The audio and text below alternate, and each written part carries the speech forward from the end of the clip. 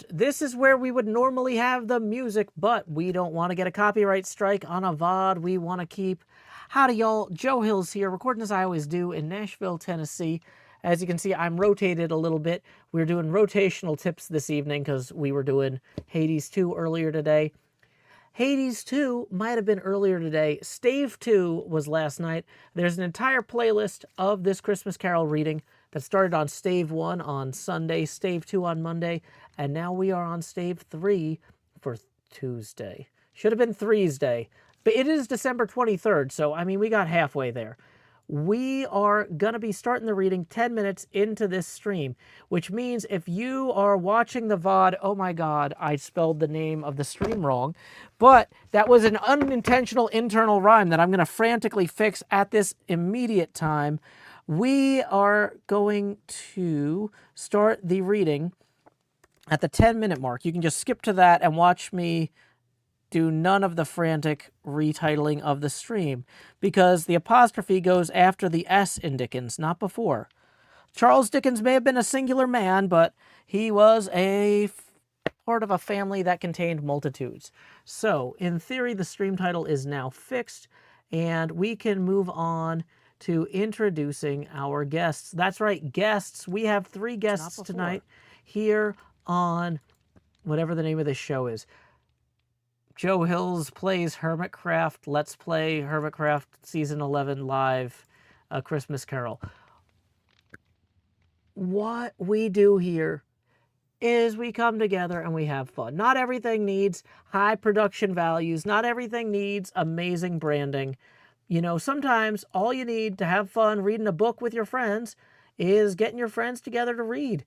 And so that's what I've done tonight. We have 3 folks who I have been incredibly fortunate to get to know these last few years. I'm going to introduce them each one at a time for y'all and introduce who they are going to be reading as. First off, as our Ghost of Christmas Present, he was supposed to be here in studio, but unfortunately got sick and has to call in from up Ohio way. That's right, it's MrHardluck. That's me. Howdy, MrHardluck. I'm glad that you were able to join us at all.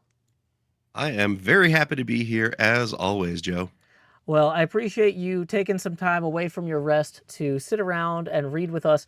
Now, you're only reading the one part. We've got a couple other folks that are going to read a few parts. As Mrs. Cratchit and a few other folks, we have Goren. What's up? Hello.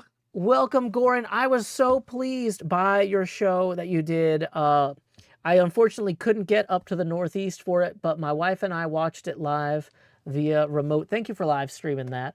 Of course, I remember we were talking about it last year, and it was so fun to do. And I'm gonna do 2 more. I don't have exact dates, but I'm gonna do one in Philly, probably in the spring, and one in Orlando in like the summer or fall at some point. So won't be the last of them.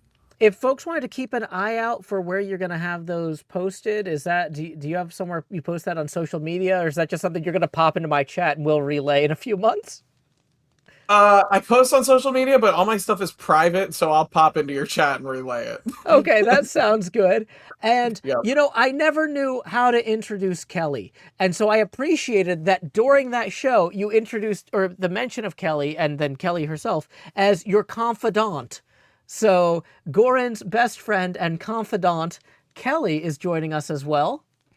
That's such a fancy title. Hello. I know. Well, and you are actually a working actress as well. So thank you for joining us here. You, Goren, and MrHardluck all have onstage experience, and it is such a joy to bring that into our little living room reading here. Very excited. So very excited to be here. Yeah, so I understand that you actually were working in a role as an actor earlier today and then got off work early to come and, you know, do this show. Something like that, yeah. Something like that. I don't know exactly how shifts work in acting, but you're just like, hey, understudy, you're up. I gotta go read on the Joe Hills Christmas Carol.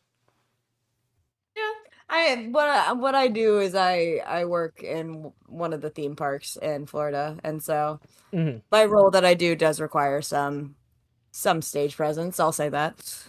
I don't want to give it away. Personal. No. Yeah, that's far. Sorry, I don't want to get too in the weeds on any of that. You're fine. But yeah, we've got about 5 minutes until we start the reading. So we're just making sure. Can everybody at home hear everybody? You can hear Goren, you can hear Kelly, you can hear MrHardluck. Let us know if you can't. I'm going to go ahead and greet everybody because that's a tradition of mine. Queen Dark Lady says the stream still says Hades 2 on Twitch. This is why we allocate 10 minutes for frantically updating all the things that need to be done.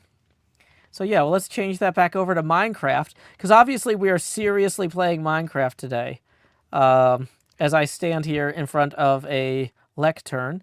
But yeah, let's go ahead and greet everybody. Welcome, Queen Dark Lady Centaurtron. Welcome, Greasy the Goblin, Big Papa House, The Watcher, Yara Yure, Frog and Frog, Insane, Bird Brains, Uwoozy, The Nothingness, Iconic Anemone, Jutlin Angel. Yep, the camera is in rotation mode. I'm rotating the camera 1 degree angular for every dollar that rolls in. We're currently at 320 degrees angular. Welcome, Jaybird, Astromedic, welcome, QB, welcome, Crystalli 3, Fliptronic, Kindleless MC, Repinthe, Caspian DK3, welcome, Adam 7, 8, and 8-Bit Victorian, and anyone else I missed, like old Owlbear Berry and Yazzie Wolf. Glad to have y'all. Yazzie Wolf says, howdy, this is my favorite part of the holidays. Thank you, Joe. Glad to hear it. Everybody's saying the audio is crystal clear. Everyone sounds all good. Excellent. We are 7 minutes into this. At the 10-minute mark, we are going to start the stream in terms of the actual reading. And I want y'all to be able to read along. So I'm posting right now in all 3 chats the Project Gutenberg link and pinning it so that y'all can read along, which I was going to say, did I send this to you guys? I'm assuming you guys have this, but let me just in case there's any concern about having the right one. Because sometimes when people read with me, they're like, Joe, you're skipping some words here and there. I am reading from the unabridged version, but I'm not a perfect reader. So sometimes I might be skipping words. That does not mean that I am reading from a different version than you. That just means my brain is interpreting the world differently. Also, Goren and Kelly last year experienced that I don't always read the stage directions in the middle of a line. Like, if it's Fred said, I'll just let Fred, or whoever's playing Fred, read the whole line, even if it says Fred said in the middle. If it's something like Fred said while taking the key out of his pocket and opening the door, I will read that. We don't have a custom script that I have marked up and edited. Everybody here is working from the same unabridged version. This is kind of improv in that way. So if you weren't terrified already, Kelly, Goren, and MrHardluck, it's too late now. We're already doing it. I couldn't sleep. I was having nightmares. Nightmares, I say. Oh no, I hope ghosts weren't visiting you. I was quaking in my boots. I did meet someone yesterday at the airport, and I looked at my dad and I said, they need to be visited by 3 ghosts tonight. I know so many people that need to be visited by 3 ghosts tonight. Oh. You know, it almost seems like there's some sort of scale for evaluating how much corporate greed someone exudes. It's like, that person might only need 1.5 ghosts. That other guy, though, that's a 3 ghost CEO. So true. All right. So we are about a minute from when we're going to get started. Let me just go ahead, and I'm going to remind folks that any tips that roll in the middle of the stream will not be acknowledged until the end of the stream. Tips are welcome via paypal.me/JoeHills and YouTube Super Chat. And let me just go ahead and make sure we haven't missed any that rolled in already. Looks like we are all good there. So I think we have done everything we need to set up the stream. Oh, we forgot to put up the setting up now sign. So let's put up the setting up now sign for the next 30 seconds so that I can remove it and know this is where we cut off the beginning of the setup. Any last minute questions, anybody? None from my side. None from me. Why are we here? Just to suffer? Yes. Yeah. Oh, thanks. But, you know, I make this suffering look good. Okay, we are 10 minutes in, and it is now time to begin. Stave 3 of A Christmas Carol by Charles Dickens, the second of the three spirits. Awakening in the middle of a prodigiously tough snore, and sitting up in bed to get his thoughts together, Scrooge had no occasion to be told that the bell was again upon the stroke of 1. He felt that he was restored to consciousness in the right nick of time for the especial purpose of holding a conference with the second messenger dispatched to him through Jacob Marley's intervention.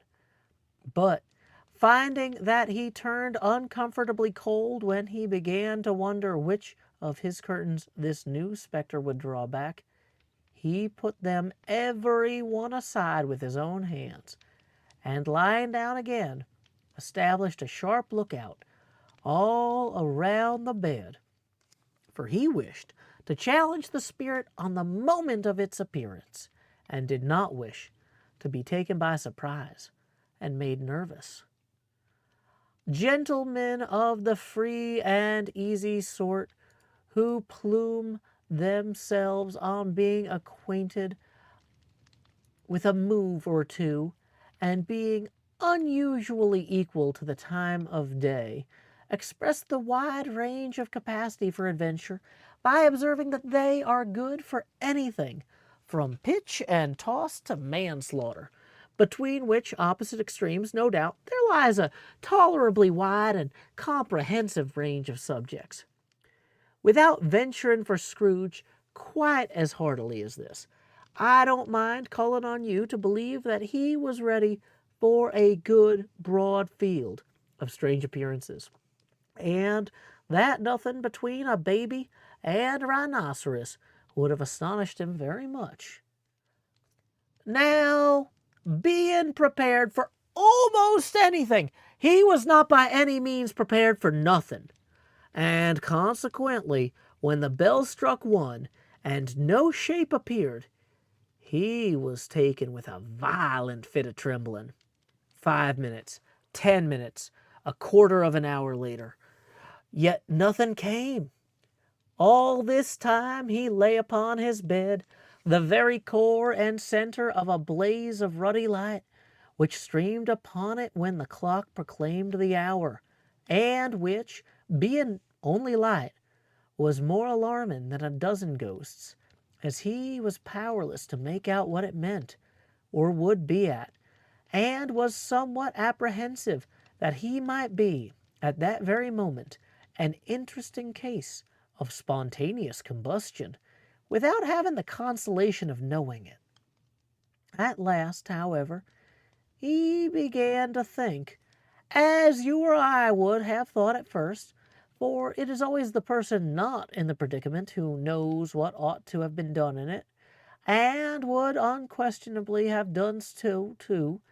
At last, I say, he began to think that the source and secret of this ghostly light might be in the adjoining room, from whence, on further tracing it, it seemed to shine.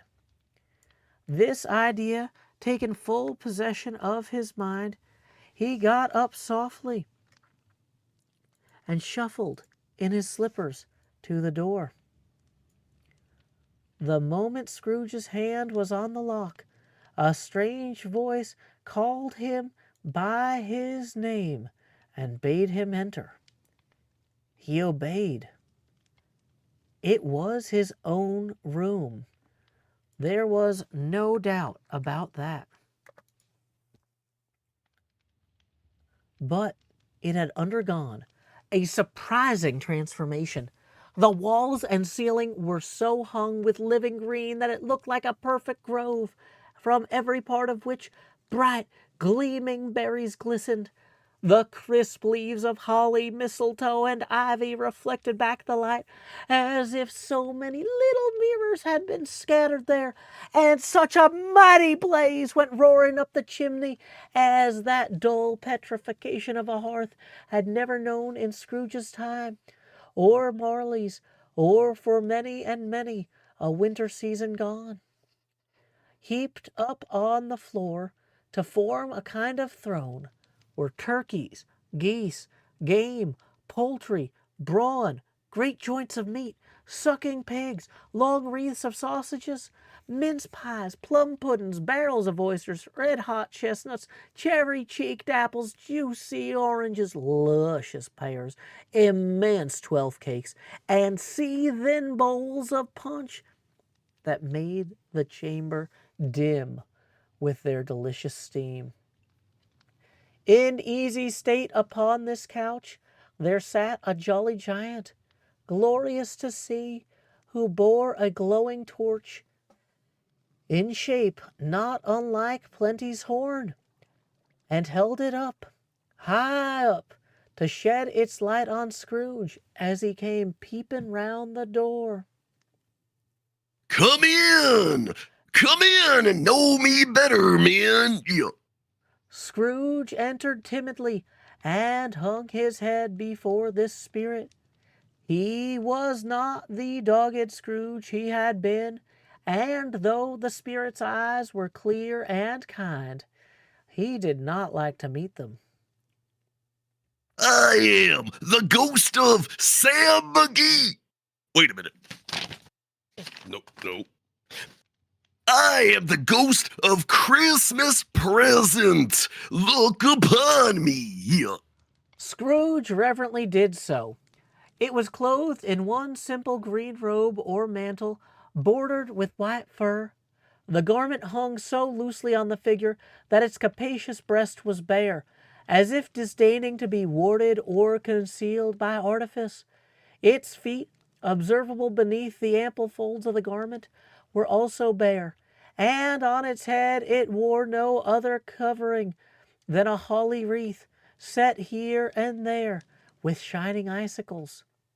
Its dark brown curls were long and free as its genial face, its sparkling eye, its opening hand, its cheery voice, its unconstrained demeanor, and its joyful air. Girded round its middle was an antique scabbard, but no sword was in it, and the ancient sheath was eaten up with rust. You have never seen the like of me before. Yeah. Never, Scrooge made answer to it.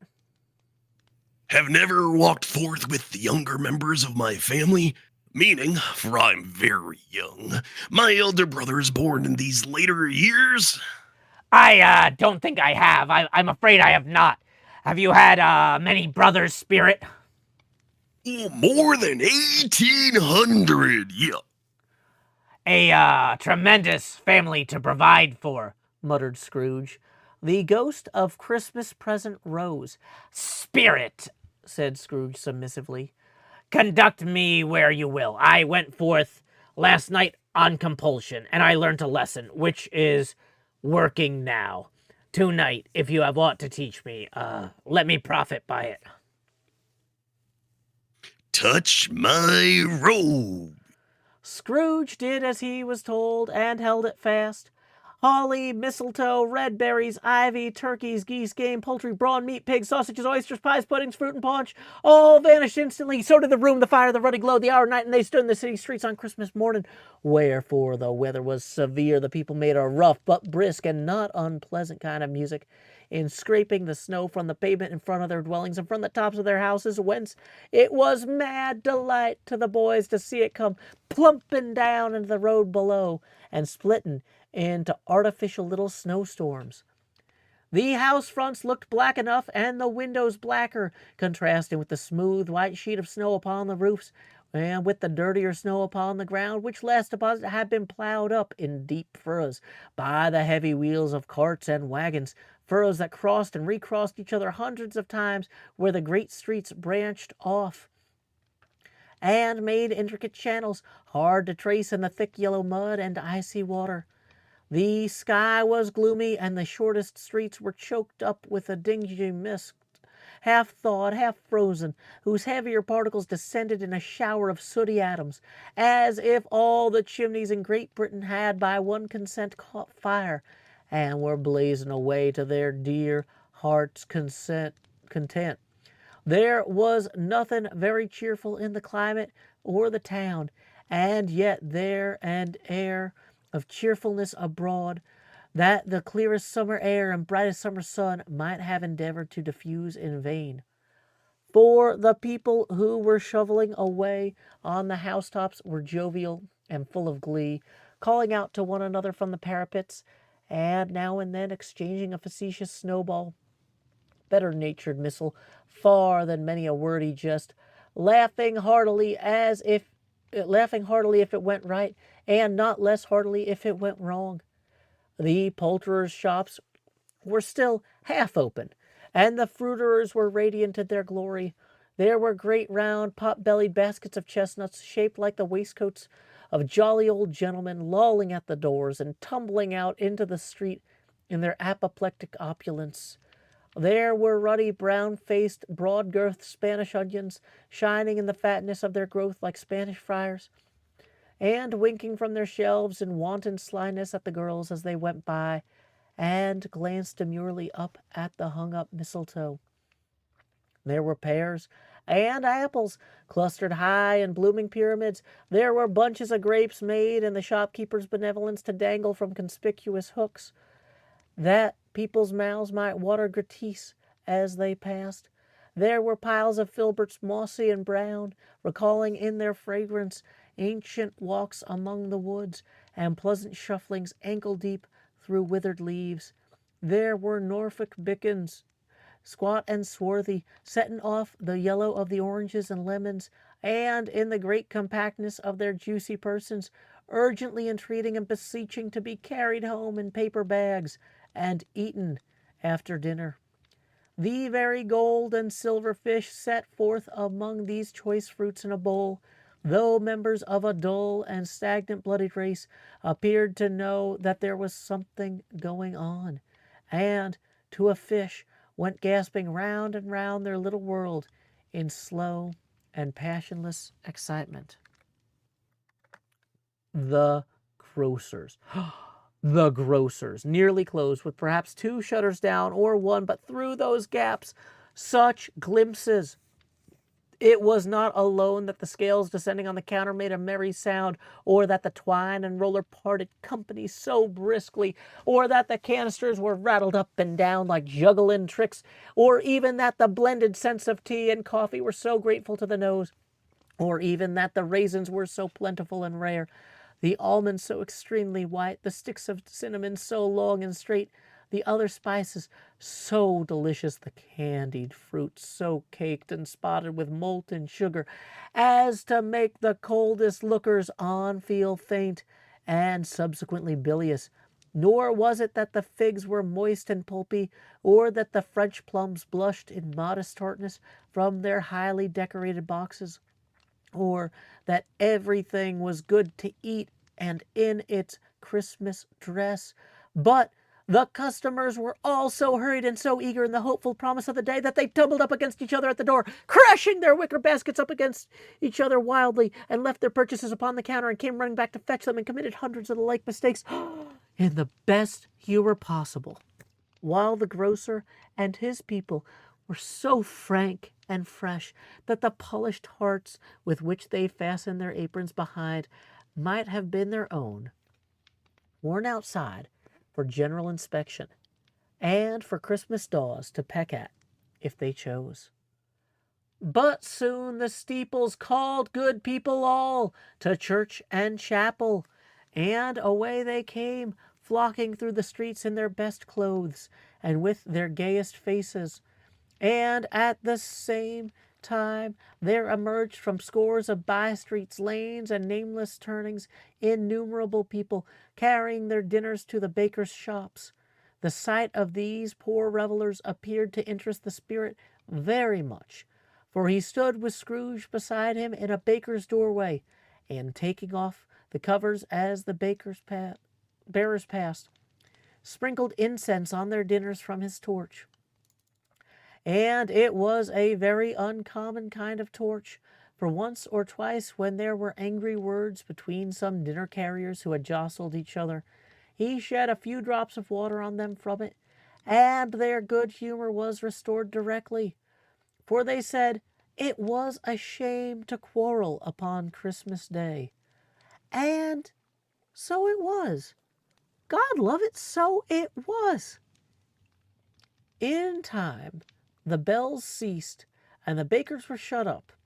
And yet there was a genial shadowing forth of all these dinners and the progress of their cooking in the thawed blotch of wet above each baker's oven, where the pavement smoked as if its stones were cooking too.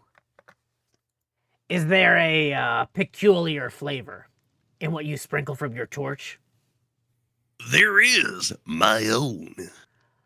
Would it apply to any kind of dinner on this day?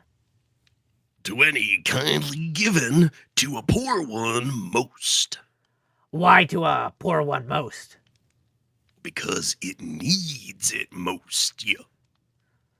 Spirit, I wonder, you, of all the beings in the many worlds about us, should desire to cramp these people's opportunities of innocent enjoyment. Aye. You would deprive them of their means of dining every 7th day, often the only day on which they can be said to dine at all, wouldn't you? Aye. You seek to close these places on the 7th day, and it comes to the same thing. I seek, yeah. Forgive me if I'm wrong. It has been done in your name, or at least in that of your family. There are some upon this earth of yours who lay claim to know us, and who do their deeds of passion, pride, ill will, hatred, envy, bigotry, and selfishness in our name, who are as strange to us and all our kith and kin as if they had never lived. Remember that, and charge their doings on themselves, not us, you. Scrooge promised that he would, and they went on, invisible, as they had been before, into the suburbs of the town. It was a remarkable quality of the ghost, which Scrooge had observed at the baker's, that notwithstanding his gigantic size, he could accommodate himself to any place with ease, and that he stood beneath a low roof quite as gracefully and like a supernatural creature as it was possible he could have done in any lofty hall. And perhaps it was the pleasure the good spirit had in showing off this power of his, or else it was his own kind, generous, hearty nature, and his sympathy with all poor men, that led him straight to Scrooge's clerks. For there he went, and took Scrooge with him, holden to his robe, and on the threshold of the door the spirit smiled, and stopped to bless Bob Cratchit's dwelling with a twinkling of his torch. Think of that. Bob had but 15 bob a week himself, he pocketed on Saturdays, but 15 copies of his Christian name, and yet the ghost of Christmas present blessed his 4-roomed house. Then up rose Mrs. Cratchit, Cratchit's wife, dressed out but poorly in a twice-turned gown, but brave in ribbons, which are cheap and make a goodly show for 6pence, and she laid the cloth, assisted by Belinda Cratchit, second of her daughters, also brave in ribbons, while Master Peter Cratchit plunged a fork into the saucepan of potatoes, and getting the corners of his monstrous shirt collar, Bob's private property, conferred upon his son and heir in honor of the day, into his mouth, rejoiced to find himself so gallantly attired, and yearned to show his linen in the fashionable parks. And now 2 smaller Cratchits, boy and girl, came tearing in, screaming that outside the baker's they had smelt the goose and known it for their own, and basking in luxurious thoughts of sage and onion, these young Cratchits danced about the table, and exalted Master Peter Cratchit to the skies, while he, not proud, although his collars nearly choked him, blew the fire, until the slow potatoes bubbling up knocked loudly at the saucepan lid to be let out and peeled. What has ever got your precious father, then? And your brother, Tiny Tim. And Martha wasn't as late last Christmas by half an hour. Here's Martha, Mother. Said a girl, appearing as she spoke. Here's Martha, Mother. Cried the two young Cratchits. Hurrah, there's such a goose, Martha. Why, bless your heart alive, my dear. How late you are, said Mrs. Cratchit, kissing her a dozen times, and taking off her shawl and bonnet for her with officious zeal. We'd a deal of work to finish up last night, and had to clear away this morning, Mother. Well, never mind, so long as you are come. Sit ye down before the fire, my dear, and have a warm. Lord bless ye. No, there's Father coming, cried the two young Cratchits, who were everywhere at once. Hide, Martha, hide.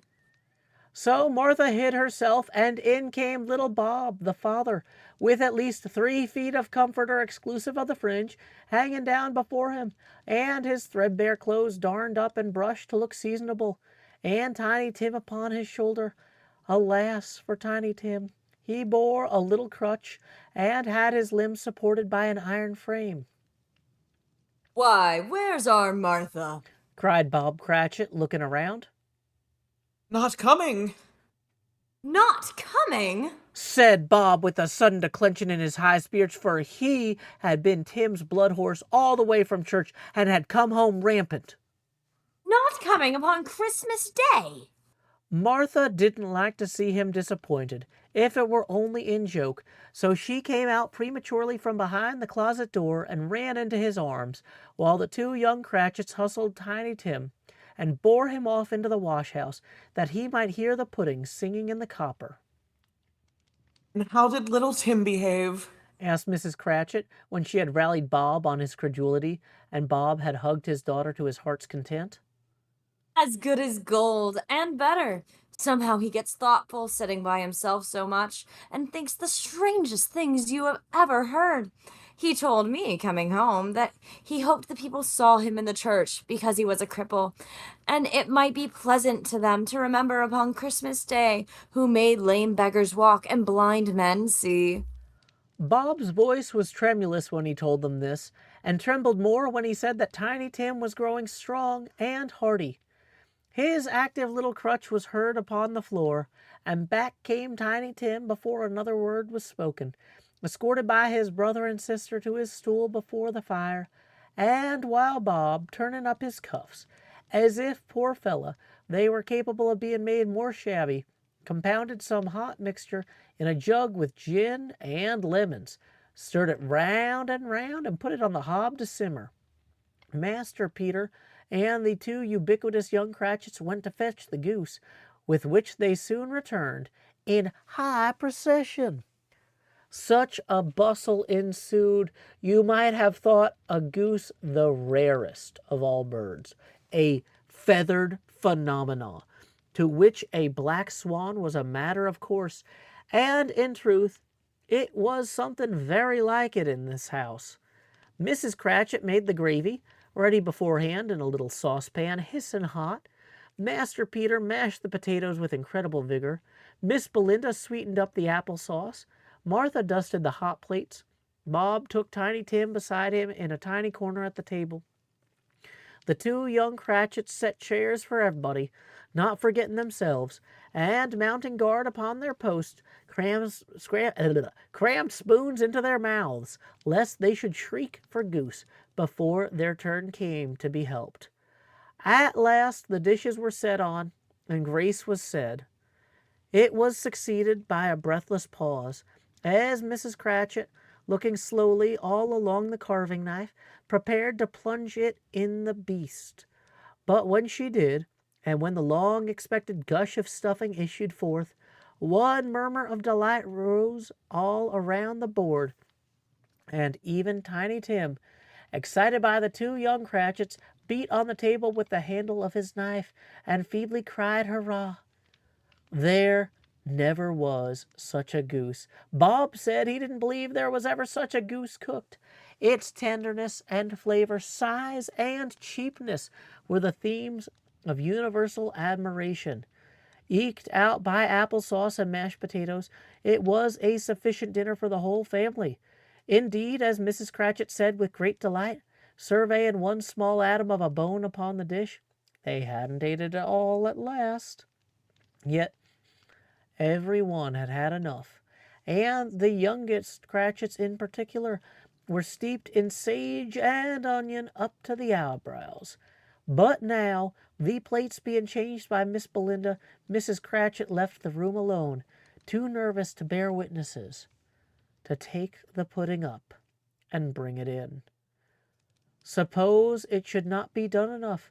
Suppose it should break in turning out. Suppose somebody should have got over the wall of the backyard and stolen it while they were merry with the goose. A supposition at which the two young Cratchits became livid. All sorts of horrors were supposed. Hello! A great deal of steam. The pudding was out of the copper. A smell like a washing day. That was the cloth. A smell like an eating house and a pastry cook's next door to each other, with a laundress's next door to that. That was the pudding. In half a minute Mrs. Cratchit entered, flushed, but smiling proudly with the pudding, like a speckled cannonball, so hard and firm, blazing in half of a quarter of ignited brandy and Bud Light, with Christmas holly stuck into the top. Oh, a wonderful pudding! Bob Cratchit said, and calmly too, that he regarded it as the greatest success achieved by Mrs. Cratchit since their marriage. Mrs. Cratchit said that now the weight was off her mind, she would confess she had her doubts about the quantity of flour.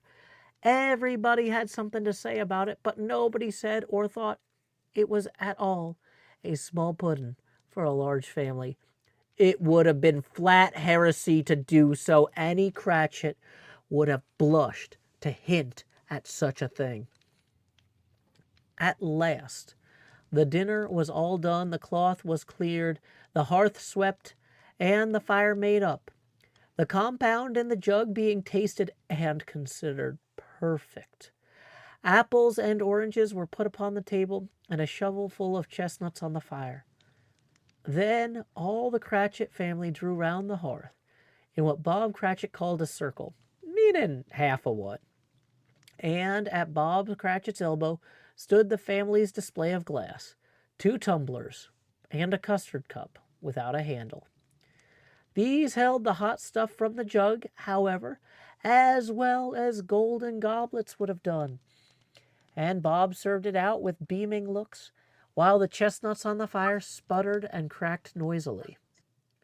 Then Bob proposed. A Merry Christmas to us all, my dears. God bless us. Which all the family re-echoed. God bless us, everyone, said Tiny Tim, the last of all. He sat very close to his father's side upon his little stool. Bob held his withered little hand in his, as if he loved the child, and wished to keep him by his side, and dreaded that he might be taken from him. Spirit, said Scrooge, with an interest he had never felt before. Tell me if Tiny Tim will live. Oh, I see a vacant seat in the poor chimney corner, and a crutch without an owner carefully preserved. If these shadows remain unaltered by the future, the child will die. No. Oh, no, kind spirit, say he will be spared.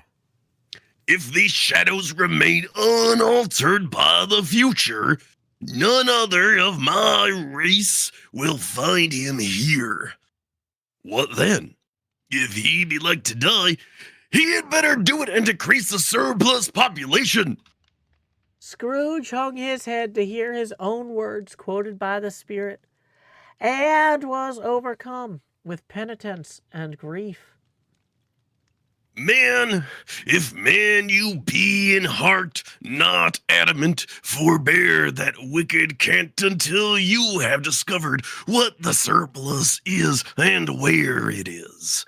Will you decide what men shall live, what men shall die? It may be that in the sight of heaven, you were more worthless and less fit to live than millions like this poor man's child. Oh God, to hear the insect on the leaf pronouncing on the too much life among his hungry brothers in the dust.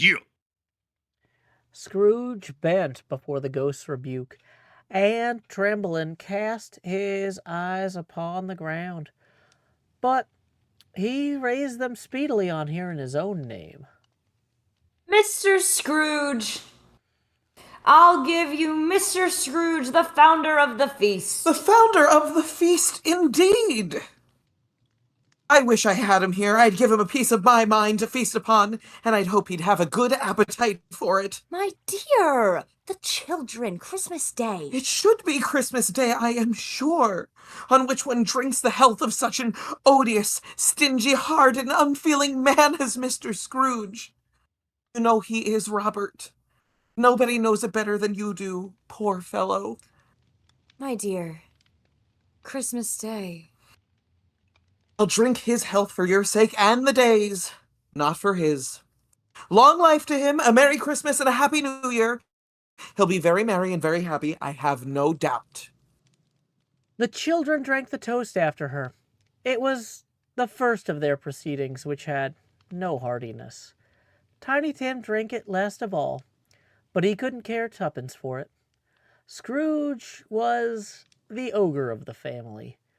The mention of his name cast a dark shadow on the party, which was not dispelled for full 5 minutes. After it had passed away, they were 10 times merrier than before, from the mere relief of Scrooge the Baleful being done with.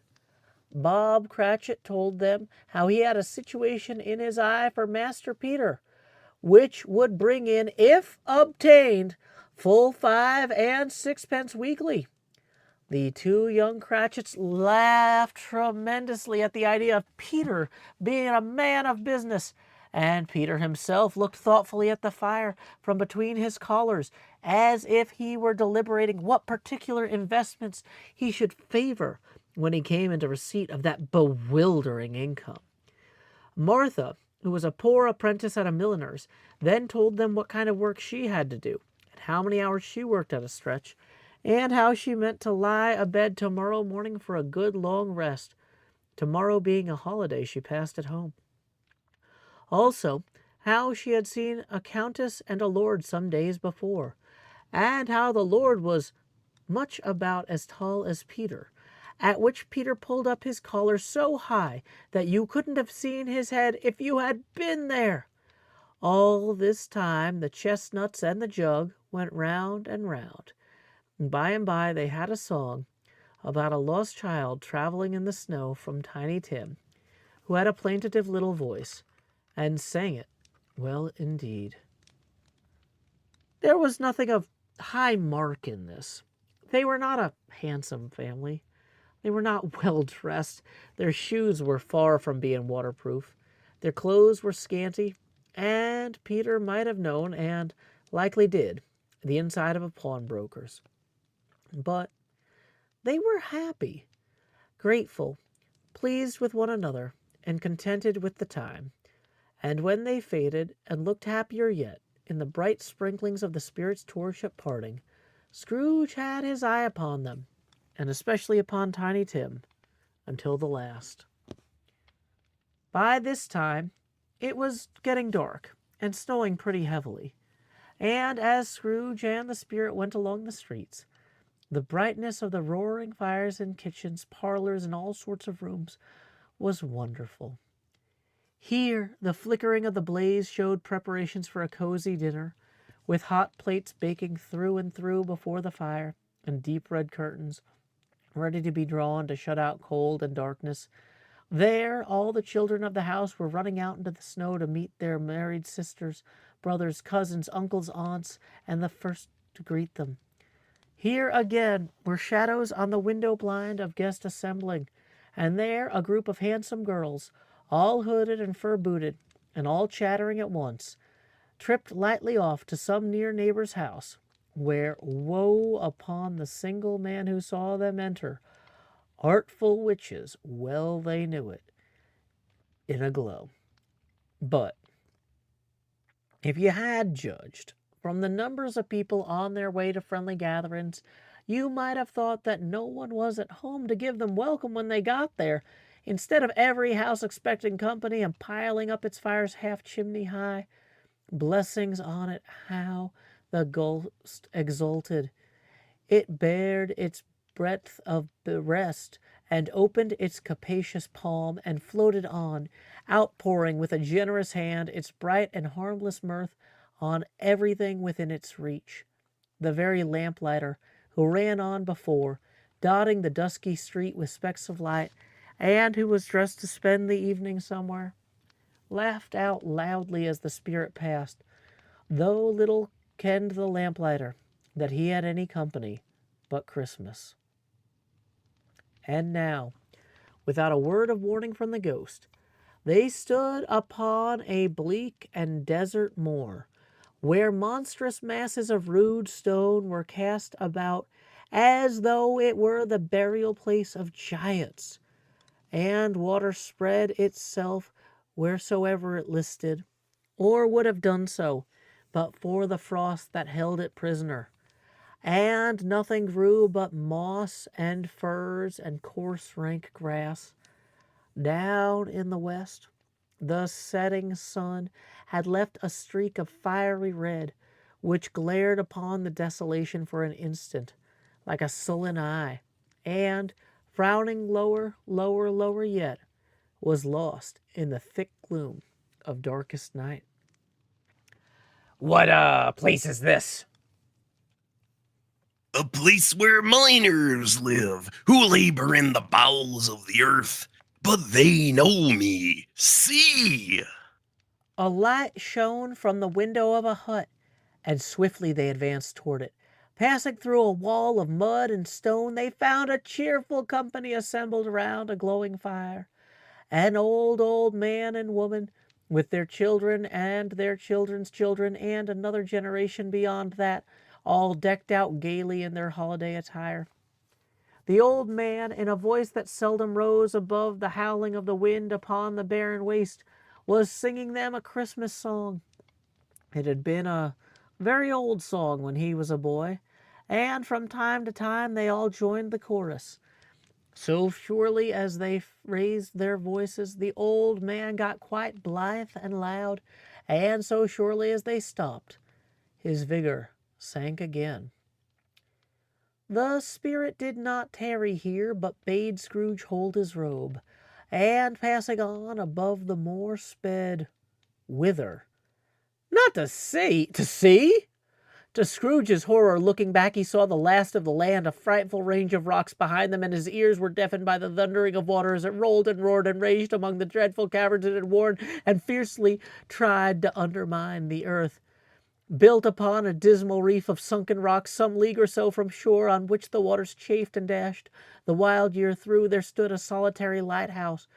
Great heaps of seaweed clung to its base, and storm birds, born of the wind, one might suppose, as seaweed of the water, rose and fell about it like the waves they skimmed. But even here, two men who watched the light had made a fire that through the loophole in the thick stone wall shed out a ray of brightness on the awful sea. Joining their horny hands over the rough table at which they sat, they wished each other Merry Christmas in their can of grog. And one of them, the elder two, with his face all damaged and scarred with hard weather, as the figurehead of an old ship might be, struck up a sturdy song that was like a gale in itself. Again, the ghost sped on, above the black and heaving sea, on, until, being far away, as he told Scrooge, from any shore, they lighted on a ship. They stood beside the helmsman at the wheel, the lookout in the bow, the officers who had the watch, dark, ghostly figures in their several stations, but every man among them hummed a Christmas tune, or had a Christmas thought, or spoke below his breath to the companion of some bygone Christmas day. with homeward hopes belonging to it. And every man on board, waking or sleeping, good or bad, had had a kinder word for another on that day than on any day in the year, and had shared to some extent in its festivities, and had remembered those he cared for at a distance, and had known that they delighted to remember him. It was a great surprise to Scrooge, while listening to the moaning of the wind, and thinking what a solemn thing it was to move on through the lonely darkness o'er an unknown abyss whose depths were secrets as profound as death. It was a great surprise to Scrooge, while thus engaged, to hear a hearty laugh.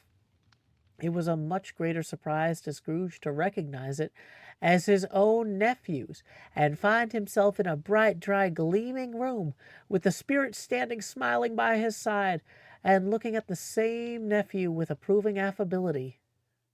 Ha! Laughed Scrooge's nephew. Ha! If you should happen by any unlikely chance to know a man more blessed in laugh than Scrooge's nephew, all I can say is I would like to know him too. Introduce him to me, and I'll cultivate his acquaintance. It is a fair, even-handed, noble adjustment of things that while there is infection and disease and sorrow, there is nothing in the world so irresistibly contagious as laughter and good humor. When Scrooge's nephew laughed in this way, holding his sides, rolling his head, and twisting his face into the most extravagant contortions, Scrooge's niece by marriage laughed as heartily as he, and their assembled friends, being not a bit behindhand, roared out lustily. He said that Christmas was a humbug, as I live. He believed it, too. More shame for him, Fred, said Scrooge's niece indignantly. Bless these women, they never do anything by halves. They were always in earnest. She was very pretty, exceedingly pretty, with a dimpled, surprised-looking capital face, a ripe little mouth that seemed made to be kissed, as no doubt it was. All kinds of good little dots about her chin that melted into one another when she laughed, and the sunniest pair of eyes you ever saw in any little creature's head. Altogether, she was what you would have called provoking, but satisfactory, too. Oh, perfectly satisfactory. He's a comical old fellow. That's the truth, and not so pleasant as he might be. However, his offenses carry their own punishment, and I have nothing to say against him. I'm sure he is very rich, Fred. At least you always tell me so. What of that, my dear? His wealth is of no use to him. He don't do any good with it. He don't make himself comfortable with it. He hasn't the satisfaction of thinking that he is ever going to benefit us with it. I have no patience with him, observed Scrooge's niece, Scrooge's niece's sisters, and all the other ladies expressed the same opinion. Oh, I have. I am sorry for him. I couldn't be angry with him if I tried. Who suffers by his ill whims? Himself, always. Here he takes it into his head to dislike us, and he won't come and dine with us. What's the consequence? He don't lose much of a dinner. Indeed, I think he loses a very good dinner, interrupted Scrooge's niece. Everybody else said the same, and they must be allowed to have been competent judges, because they had just had dinner, and with the dessert upon the table, were clustered round the fire by a lamplight. I'm very glad to hear it, because I haven't great faith in these young housekeepers. What do you say, Topper? Topper had clearly got his eye upon one of Scrooge's niece's sisters, for he answered that a bachelor was a wretched outcast who had no right to express an opinion on the subject, whereat Scrooge's niece's sister, the plump one with the lace tucker, not the one with the roses, blushed. You go on, Fred, said Scrooge's niece, clapping her hands. He never finishes what he begins to say. He is such a ridiculous fellow. Scrooge's nephew reveled in another laugh, And as it was impossible to keep the infection off, though the plump sister tried hard to do it with aromatic vinegar, his example was unanimously followed. I was only going to say that the consequence of his taking a dislike to us and not making merry with us is, as I think, that he loses some pleasant moments, which could do him no harm. I am sure he loses pleasanter companions than he can find in his own thoughts, either in his moldy old office or his dusty chambers. I mean to give him the same chance every year, whether he likes it or not, for I pity him. He may rail like Christmas till he dies, but he can't help thinking better of it. I defy him. If he finds me going there in good temper year after year and saying, Uncle Scrooge, how are you? If it only puts him in the vein to leave his poor clerk £50, that's something. And I think I shook him yesterday. It was now their turn to laugh at the notion of his shaking Scrooge. But being thoroughly good-natured and not much caring what they laughed at, so long as they laughed at any rate, he encouraged them in their merriment and passed the bottle joyously. After tea, they had some music, for they were a musical family, and they knew what they were about when they sung a glee or catch, I can assure you, especially Topper, who could growl away in the bass like a good one, and never swell the large veins in his forehead or get red in the face over it. Scrooge's niece played well upon the harp, and played, among other tunes, a simple little air, a mere nothing, you might learn to whistle it in 2 minutes, which had been familiar to the child who fetched Scrooge from the boarding school, as he had been reminded by the ghost of Christmas past. When this strain of music sounded, all the things the ghost had shown him came upon his mind. He softened more and more, and thought that if he could have listened to it often, years ago, he might have cultivated the kindnesses of life for his own happiness with his own hands, without resorting to the sexton's spade that buried Jacob Marley. But they didn't devote the whole evening to music. After a while they played at forfeits, for it is good to be children sometimes, and never better than at Christmas, when its mighty founder was a child himself. Stop. There was first a game at Blind Man's Bluff. Of course there was. And I no more believe Topper was really blind than I believe he had eyes in his boots. My opinion is that it was a done thing between him and Scrooge's nephew, and that the ghost of Christmas Present knew it. The way he went after that plump sister in the lace tucker was an outrage on the credulity of human nature.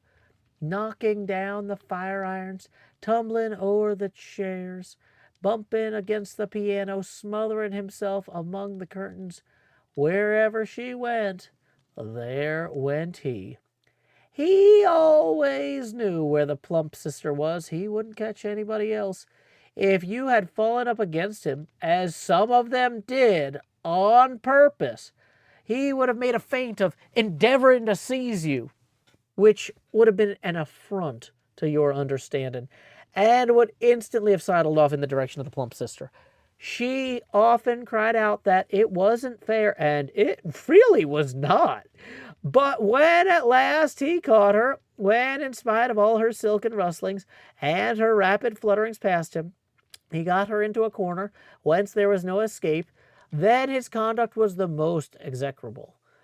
For his pretending not to know her, his pretending that it was necessary to touch her headdress, and further to assure himself of her identity by pressing a certain ring upon her finger and a certain chain upon her neck, was vile, monstrous. No doubt she told him her opinion of it, when, another blind man being in office, they were so very confidential behind the curtains. Scrooge's niece was not one of the blind man's bluff party, but was made comfortable with a large chair and footstool in a snug corner where the ghost and Scrooge were close behind her.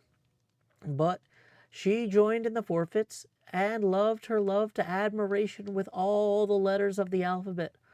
Likewise at the game of how, when, and where she was very great, and to the secret joy of Scrooge's nephew, beat her sister's holla, though there were sharp girls too, as Topper could have told you.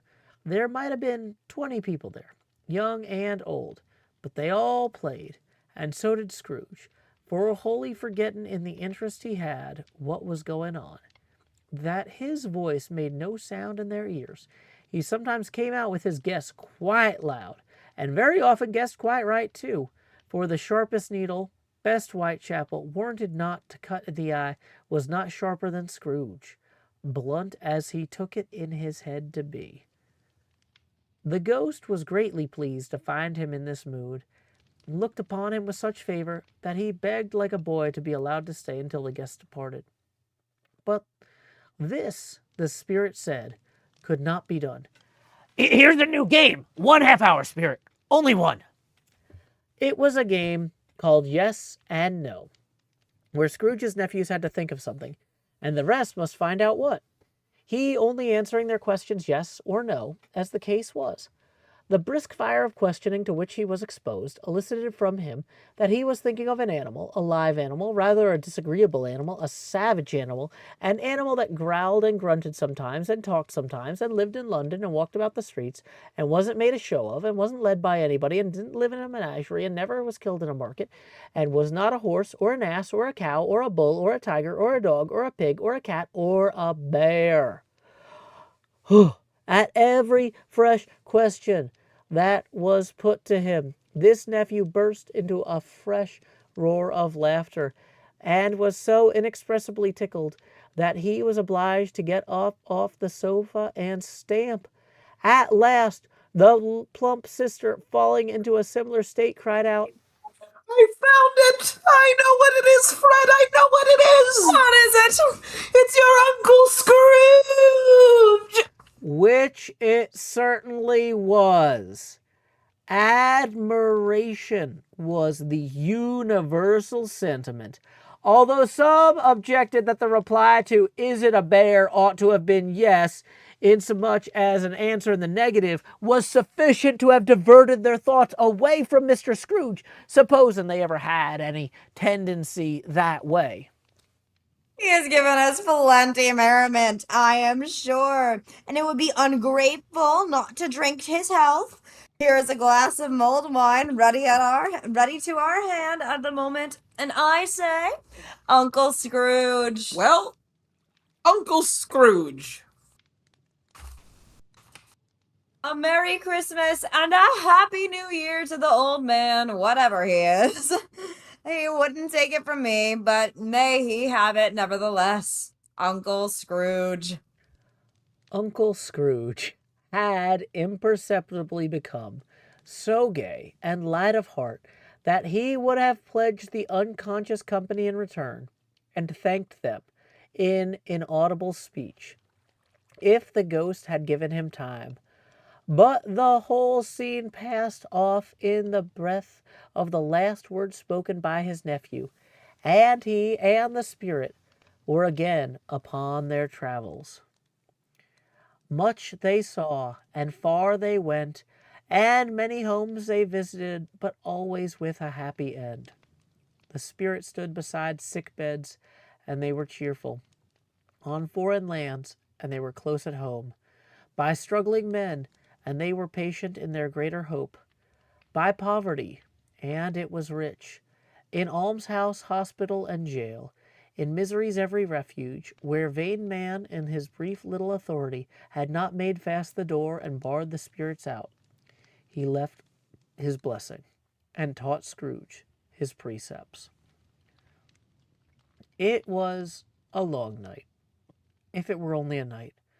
But Scrooge had his doubts of this, because the Christmas holidays appeared to be condensed into the space of time they passed together. It was strange, too, that while Scrooge remained unaltered in his outward form, the ghost grew older, clearly older. Scrooge had observed this change, but never spoke of it, until they left a children's 12th night party, when, looking at the spirit as they stood together in an open place, he noticed that its hair was gray. Are spirits' lives so short? My life upon this globe is very brief. It ends tonight. Tonight? Tonight at midnight. Hark, the time is drawing near. Yeah. The chimes were ringing 11:15 at that moment. Forgive me if I'm not justified in what I ask, said Scrooge, looking intently at the spirit's robe. But I see something strange and not belonging to yourself protruding from your skirts. Is it a foot or a claw? It might be a claw, for the flesh there is upon it. Look here. From the foldings of its robe, it brought two children, wretched, abject, frightful, hideous, miserable. They knelt down at its feet and clung upon the outside of its garment. Oh man, look here. Look down here. Yeah. They were a boy and a girl, yellow, meager, ragged, scowling, wolfish, but prostrate too in their humility, where graceful youth should have filled their features out and touched them with its freshest tints. A stale and shriveled hand like that of age had pinched and twisted them and pulled them into shreds. Where angels might have sat enthroned, devils lurked and glared out menacing. No change, no degradation, no perversion of humanity in any grade, through all the mysteries of wonderful creation, has monsters half so horrible and dread. Scrooge started back, appalled. Having them shown to him in this way, he tried to say that they were fine children, but the words choked themselves rather than be parties to a lie of such enormous magnitude. Spirit, are they yours? Scrooge could say no more. They are man's, said the spirit, looking down upon them. and they cling to me, appealing from their fathers. This boy is ignorance, the girl is what? Before them both all of their degree, but most of all, beware this boy, for on his brow I see that which written is doom, unless the writing be erased. Deny it, cried the spirit, stretching out its hand toward the city. slander those who tell it ye, admit it for your factious purposes, and make it worse, and bide the end. Have they no refuge or resource? Are there no prisons? Said the spirit, turning on him for the last time with his own words. Are there no workhouses? The bell struck 12. Scrooge looked about him for the ghost, and saw it not. As the last stroke ceased to vibrate, he remembered the prediction of old Jacob Marley, and lifting up his eyes beheld a solemn phantom, draped and hooded, coming like a mist along the ground toward him. And thus concludes Stave 3 of A Christmas Carol by Charles Dickens. Thank you so much to everybody joining us in the audience, and thank you in particular to our 3 guest readers tonight. Thank you, Kelly. Oh, thank you for having me.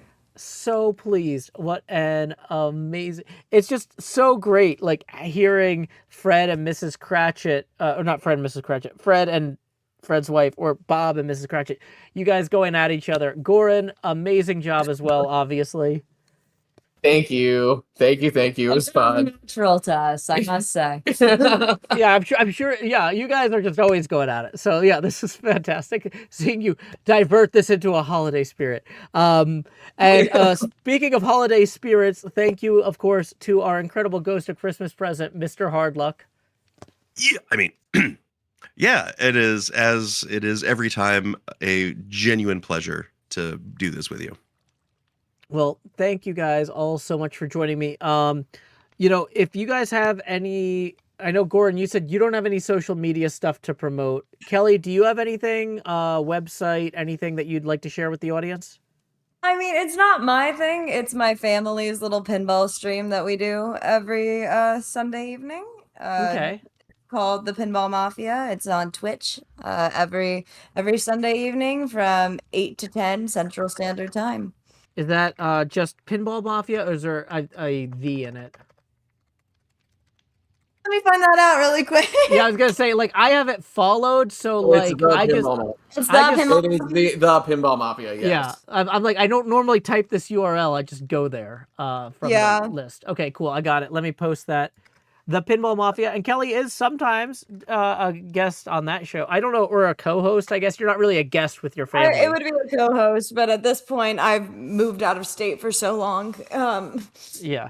You sometimes make a little video cameo at the end of the stream. Oh yes, I do the outro every once in a while. That's fun.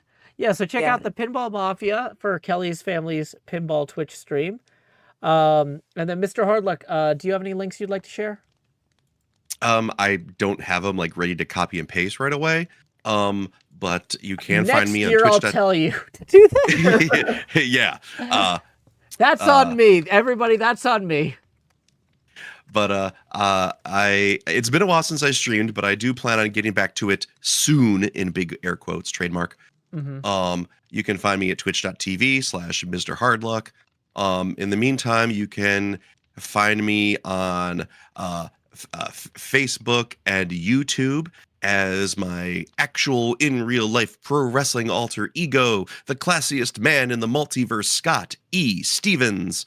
You can just do, I think, just youtube.com/Scott E. Stevens.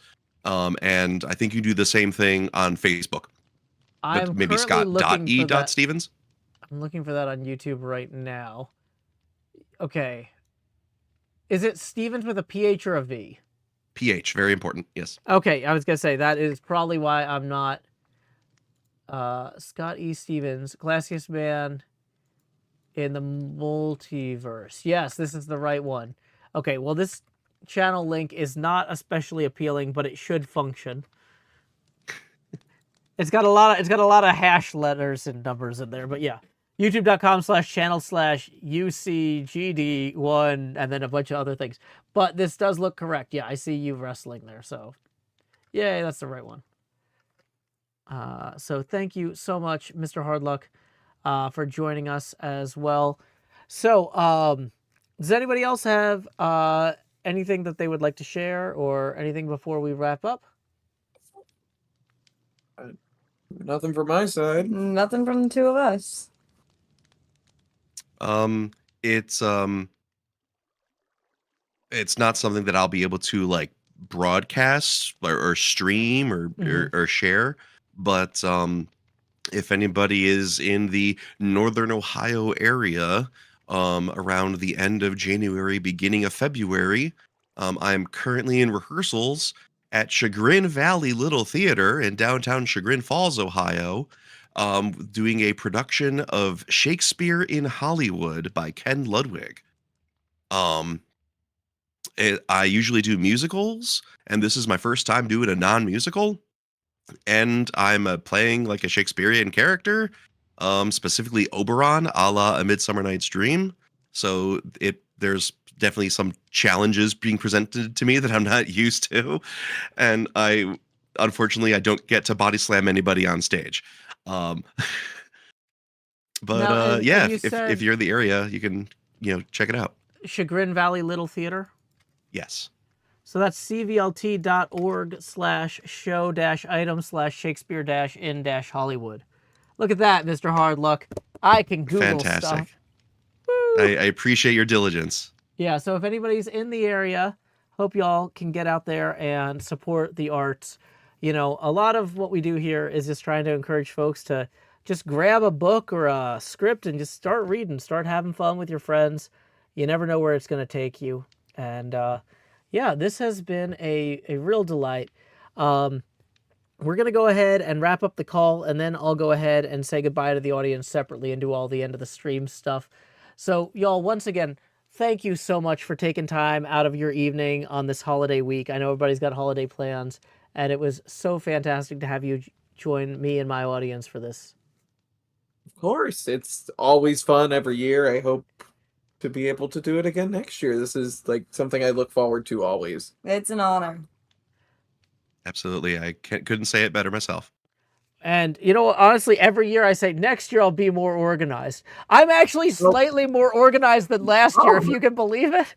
Wow. Huzzah. We're very proud of you. I've So got a proud. Christmas set in Minecraft and a robe. That Like, is yeah. much better than last year's. Yeah, this is somewhat better. But yeah.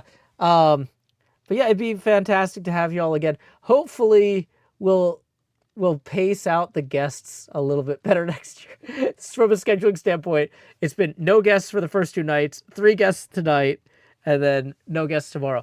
But I love doing the first night typically, but I also wanted to do this in person with Kelly, and it just it didn't show up till literally last night. No. I'm glad it worked out the way, you know, this is definitely good. But yeah, we'll try and figure out next year more people, and yeah, if you guys happen to be in Nashville for Christmas next year, definitely hit me up too. Be glad to have you in the studio. You'll be the first to know. I'll be the first to know. If that happens. I'm sure though, having a fantastic place to stay in Florida, that's not going to be a high priority for you guys. But yeah, I hope you have a Merry Christmas, Goren, Kelly, and MrHardluck. Thank you again for joining me. Hope you have a wonderful evening. Merry Christmas. Merry Merry Christmas, everybody. And happy Hanukkah, Goren. Oh, Goren, I didn't realize you were Jewish. Should I have been saying Happy Hanukkah this whole time? Really, Kelly? Okay, Goren has left the room. I can't hear anything he's saying. He's just yelling at Kelly quietly. I'm not worried he's gonna fight me. I'll win. Yeah, that's how it goes. That was incredible. Alrighty. Well, happy holidays, y'all. Okay, I'm hanging up. Okay. Yeah, we're not gonna play music to play them off, but y'all, thank you so much for joining me out in the audience. A few things. We're gonna do the kind of audience facing wind down stuff. Just as a reminder, tips are welcome via paypal.me/JoeHills and YouTube Super Chat. If you enjoyed the stream, feel free to consider tipping. We are rotating the camera 1 degree angular for every dollar that rolls in. And so let me open up that just in case any tips do roll in. It hasn't happened yet, but hey, I mean, maybe it will. A few other things to mention. You can always find my stream schedule at my stream schedule at joehills.net/soon. I do have a craft stream with Cleo tomorrow. That's not a typo. I wanted to reassure y'all, if you enjoy the Crafts with Cleo streams, we are going to be doing a stream tomorrow. We might be doing a stream on New Year's Eve as well, but we're not sure if it's going to be a craft stream. We're going to maybe talk about that some tomorrow. But we're definitely doing a Christmas Eve craft stream tomorrow, which might not necessarily be us doing Christmassy tasks or crafts. It'll probably be us doing whatever we were going to do anyway. But I think it should still be a good time. And I hope you guys stop by if you're there. We're going to be doing Staves 4 and 5, the finale of A Christmas Carol, tomorrow night. I am going to be reading both of those staves since they're a little bit shorter than the other 3, all in one go. And I am really looking forward to that. I hope you'll come on back for that. So let's see. Any other stuff I need to mention? Okay, hey, Celebrity Sailboat Smackdown. Thank you for tipping 5, who says, lovely idea, reading and guests. Thank you and happy holidays. Well, thank you so much, Celebrity Sailboat Smackdown. It's going to rotate the camera 5 degrees now to 325. Getting us, what is that? 35 away from the entrance of the Beetlejuice. The Watcher says, did you get your keyboard fixed? It's still drying. Anytime I pour something on a keyboard, I let it sit for 24 hours. So it had a chance to evaporate. That's probably going to be a big part of what I do on the stream tomorrow, is I've got to see if I can find my keyboard key removing tool and maybe try and clean that out. That might be my craft for the tomorrow craft stream, if I can find the right equipment for it. If not, I'm not sure what I'm doing yet. It would have been nice to have that figured out, but really, we weren't even sure if we were going to be doing a Christmas Eve craft stream, and so sometimes you just kind of roll with what you got. So, yeah, so that we got that going for us. Okay. Bum, bum, bum. Any other last minute thoughts, notes, or questions about any of the stuff we read tonight?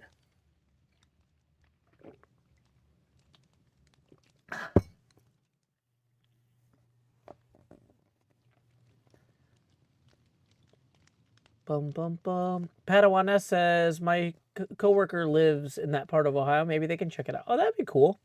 It's always great to encourage people to check out the arts.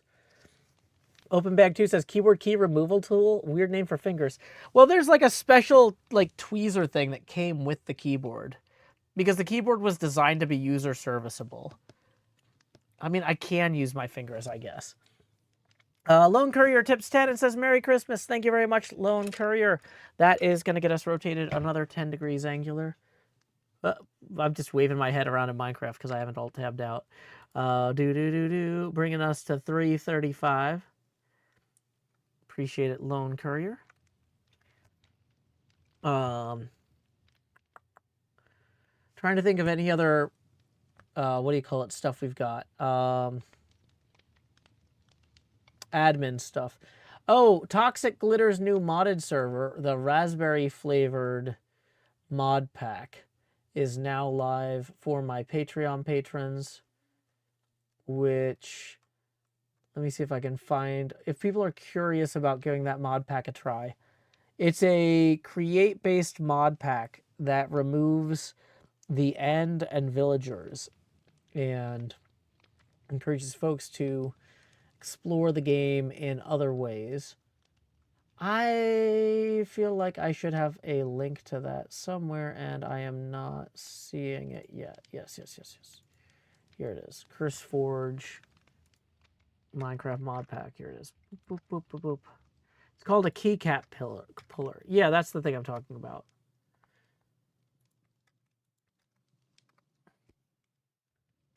But yeah, we just launched that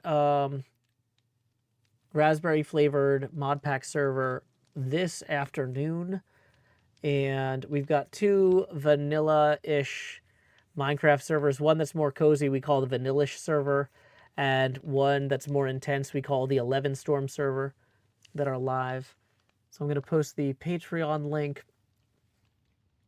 I don't blame you if you decide to wait till the new year, because the way Patreon works, it bills you when you sign up and then again on the 1st of the month, and I understand it's already the 23rd. But maybe if you're thinking about how you want to spend the beginning of the new year, get part of a new community.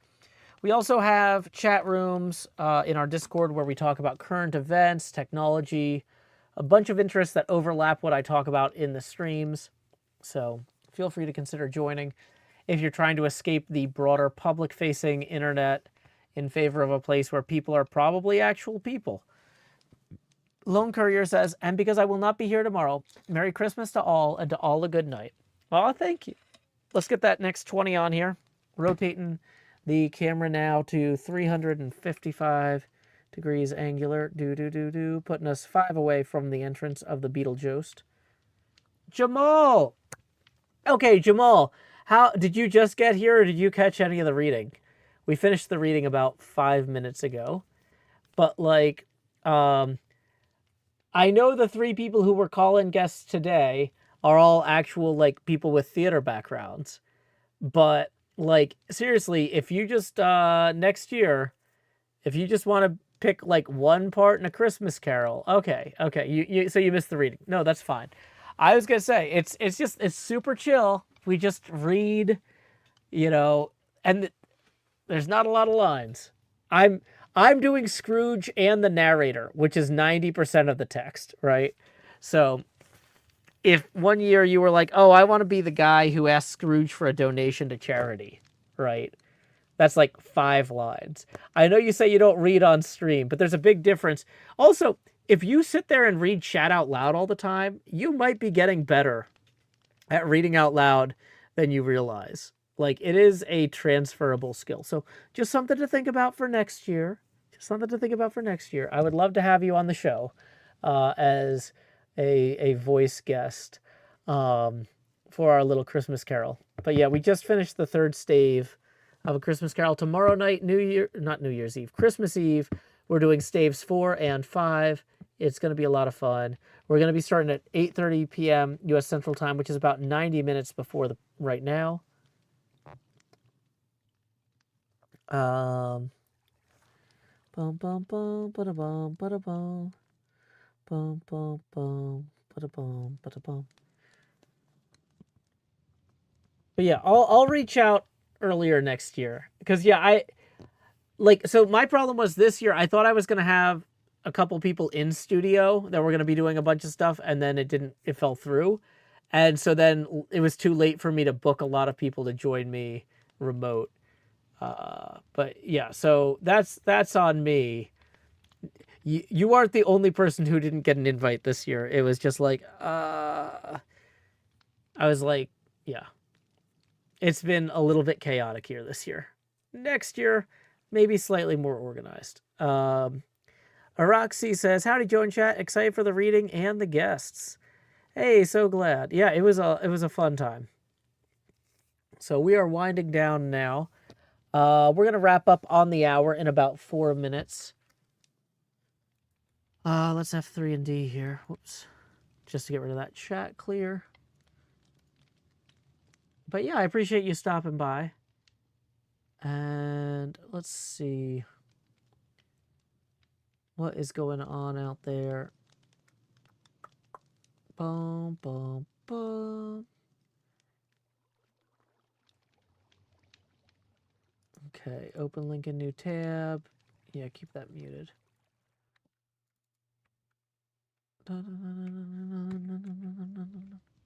Okay, so let's see. Last chance for anybody, if you have any last minute questions about the story or anything that you wanted to mention. I feel like this is a great story to return to once a year. I feel like Dickens is a really good. Lone Courier says, I misclicked. The last one was supposed to be $5 more. Well, Lone Courier, you have gotten us all the way around, full circle here. And so if the camera goes full circle, well, then I guess I need to get rid of this Charles Dickens robe and put on this Beetlejuice cloak. It is time to welcome, if I can, where is the thing for this? Normally there's music covering this. Ba, ba, ba, ba. Hey, it's me, the Beetlejuice. Thank you, Lone Courier. We've only got 3 minutes left in the stream, but, I'm happy to be here. I was helping a little bit as, kind of the inspiration for Joe's Scrooge voice. If I had showed up earlier, if people had tipped slightly more, the plan was that I was going to try my best Joe Hill's voice and then just do my own voice for Scrooge. That's just, got to be ready to roll with the punches. Oh, hey there, Jasmine Fox. I hope you have a fantastic evening. But yeah, I hope everybody comes back tomorrow for the finale. We are going to go ahead and head out. And let me just make sure we have refreshed this, make sure we didn't miss any PayPal tips last minute rolling in.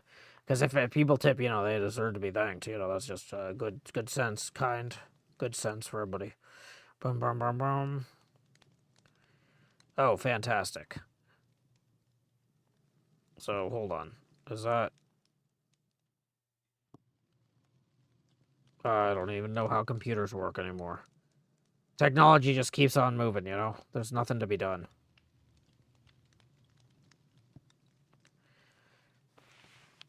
Okay, yeah, it looks like nothing on the PayPal. Sent says if time zones weren't an issue, I think Ollie would be fun to have on for a Christmas Carol.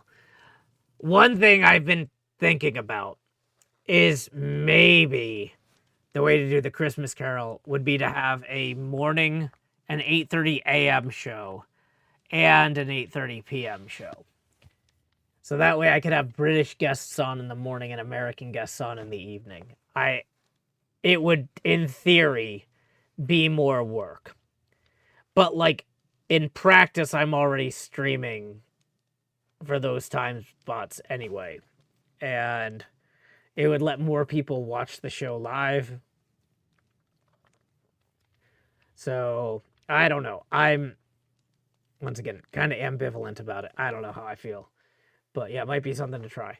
Anyway, we are coming up on the 10 o'clock mark here in Nashville, Tennessee. So we are going to raid Matt J. Wilson, who is playing Escape Simulator 2 with Diana Knock. These are two very fantastic streamers. Matt J. Wilson was one of the first people to make cartoons on the internet, a show called Bonus Stage, around the same time as Homestar Runner back in the day. Is now back jumping on Twitch and YouTube. Doesn't have huge numbers on Twitch or YouTube, but that's not because they haven't been around for a while. That's because they were around so long ago that they weren't using Twitch and YouTube until like recently. So when you get over there, hope you enjoy hanging out with Matt and Diana as they play Escape Simulator 2. Our raid message is howdy y'all, Joe Hills right here. Thank you guys so much again for hanging out and palling around. Until next time, y'all, this is Joe Hills. Nah, just kidding, it's the Beetlejuice from Nashville.